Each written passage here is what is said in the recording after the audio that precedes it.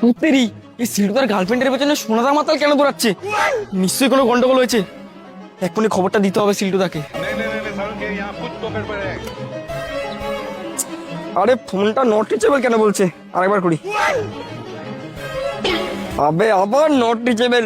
সারা কেলোপাটাটা কোন গর্তের মধ্যে ফোনটা যে ঢুকিয়ে রাখে। আমাদের বাড়ি থেকে খবর দিতে হবে। সিল্টুদা, সিল্টুদা। কি হলো রিতম, এরকম হাঁপাচ্ছিস কেন? আবে কেলো পাঠা, আগে বলতো তোর ফোনটা কোথায়?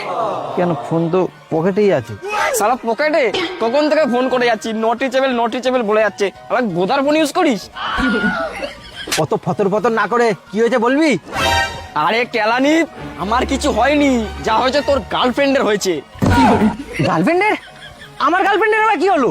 আরে তোর গার্লফ্রেন্ডে দেখলাম মন্দিরের সামনের রাস্তা দিয়ে দৌড়ে দৌড়ে যাচ্ছে, আর ওর পেছনে সোনাদা মাতাল ইয়াম বড় একটা রড নিয়ে দৌড়ে দৌড়ে যাচ্ছে।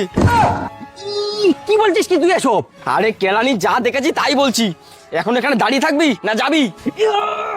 শালা সোনাদা মাতাল, আজকে তোর একদিন কি আমার একদিন। চল রিতম।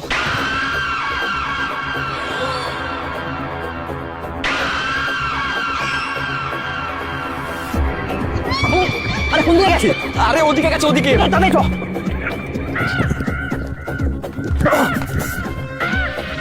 এ রিতম, এবার কোন দিকে গেছে? আরে আমিও তো সেটাই বুঝতে পারছি না। এই সিলুদা, ওই দেখ। চল চল চল।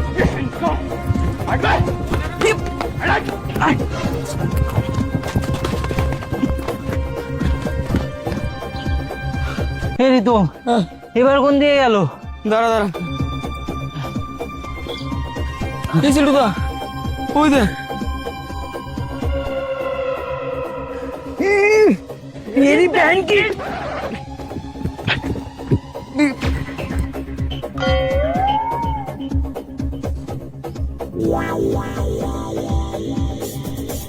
কি হলো, তুমি এখানে কি করছো?